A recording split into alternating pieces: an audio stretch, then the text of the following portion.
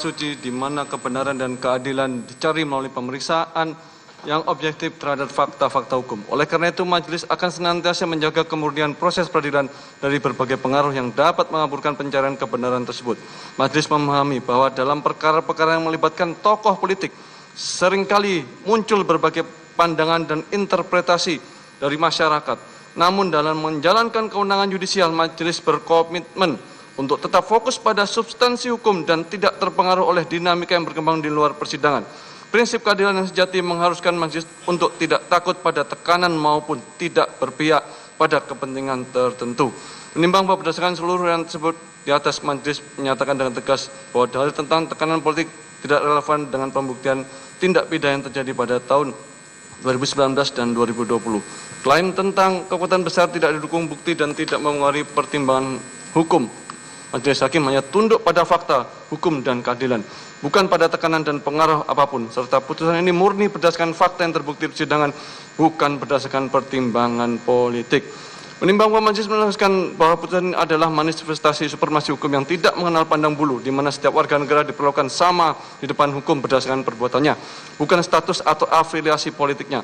Dan bahkan keadilan sejati hanya dapat dicapai ketika hukum ditegakkan secara konsisten tanpa kompromi terhadap tekanan dan kepentingan apapun di luar fakta hukum yang terbukti. Menimbang bahwa oleh karena terdakwa telah terbukti bersalah melakukan tindak pidana sebagaimana dakwaan kedua alternatif pertama, maka terhadap terdakwa kedua tidak perlu dipertimbangkan lagi. Menimbang oleh karena semua unsur dalam pasal 51 huruf A Undang-Undang Tindak Pidana Tipikor, junto pasal 55 ayat 1 ke 1 KUHP, junto pasal 64 ayat 1 KUHP telah terpenuhi, maka terdakwa menyatakan telah bersalah terbukti secara sah menyatakan bersalah melakukan tindak pidana sebagaimana dalam dakwaan kedua alternatif pertama. Menimbang bahwa dalam persidangan majelis tidak menemukan hal yang dapat menghapuskan pertanggungjawaban pidana baik dengan alasan pembenaran atau pemaaf, maka terdakwa harus mempertanggungjawabkan perbuatannya. Menimbang oleh karena terdakwa mampu bertanggung jawab, maka harus dinyatakan bersalah dan jatuhi pidana. Menimbang bahwa dalam penjatuhan pidana terhadap terdakwa maka perlu dipertimbangkan terlebih dulu keadaan memberatkan dan keadaan meringankan. Keadaan memberatkan, perbuatan terdakwa tidak mendukung program pemerintah dalam pemberantasan tindak pidana korupsi. Perbuatan terdakwa dapat merusak citra lembaga penyelenggara pemilu yang seharusnya independen dan berintegritas. Keadaan meringankan, terdakwa bersikap sopan selama persidangan, terdakwa belum pernah dihukum, terdakwa memiliki tanggung keluarga, terdakwa telah mengabdi pada negara melalui berbagai posisi publik. Menimbang bahwa tujuan pemindahan bukanlah sarana balas dendam, melainkan sebagai salah satu upaya membina agar yang bersangkutan menjadi manusia lebih baik dan berguna bagi masyarakat, bangsa dan negara, serta memberikan efek jera kepada pelaku maupun pihak lain agar tidak melakukan tindak pidana yang sama.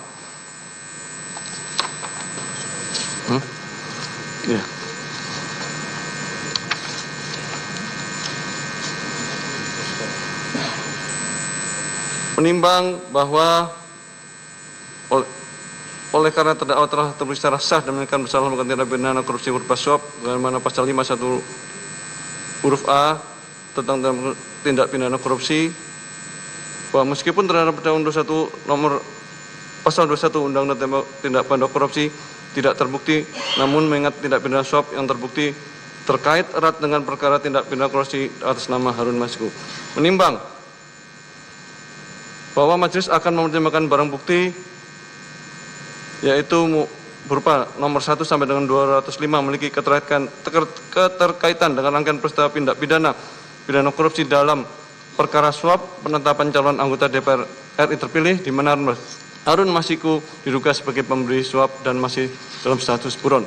Menimbang bahwa sesuai dengan tuntutan umum dan untuk kepentingan pembuktian dalam Harun Masiku yang masih dalam proses penyidikan, maka seluruh barang bukti tersebut diperlukan sebagai alat bukti.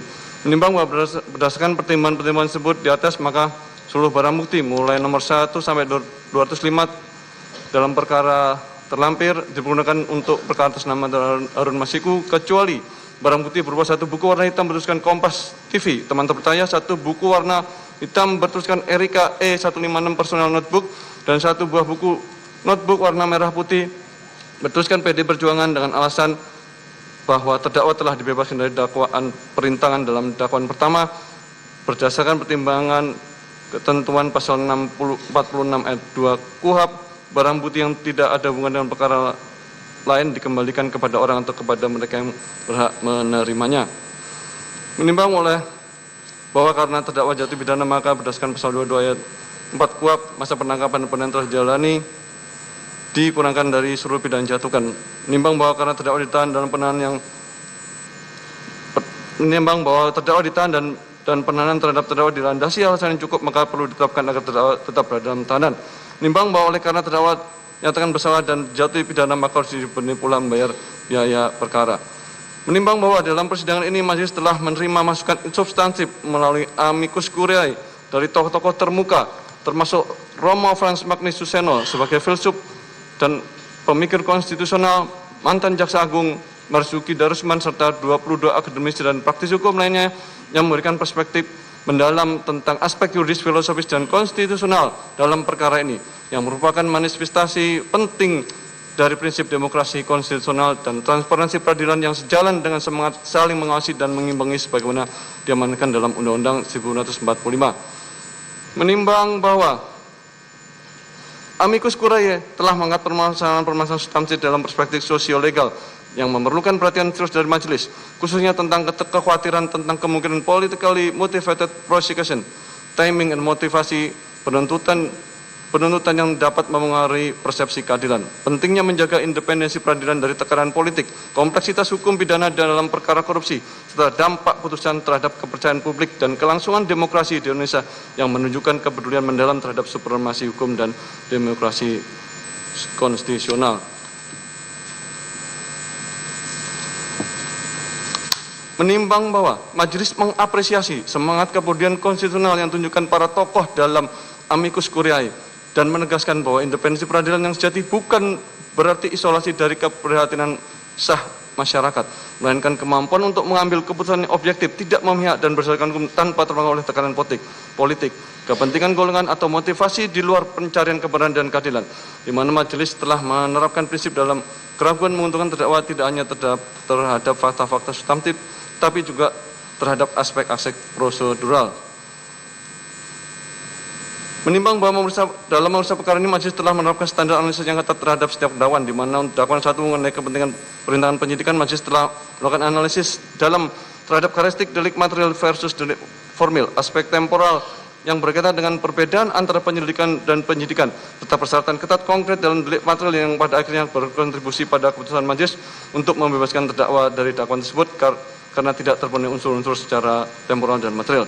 Menimbang bahwa sebaliknya, keputusan majelis untuk menyatakan terdakwa terbukti bersalah dalam dakwaan Gudang Naisop didasarkan pada terpenuhi seluruh unsur dakwaan secara sah dan menekan melalui minimal 2 alat bukti yang valid dan keyakinan majelis yang diperoleh melalui proses pemeriksaan yang objektif dan komprehensif, di mana majelis menganalisis secara komprehensif unsur-unsur penyertaan, kualitas alat bukti komunikasi elektronik, dan standar pembuktian kesengajaan dalam konteks tindak pidana korupsi, yang menunjukkan bahwa majelis benar-benar independen dan objektif dalam menilai setiap aspek perkara tanpa terpengaruh oleh tekanan dan opini dari pihak manapun.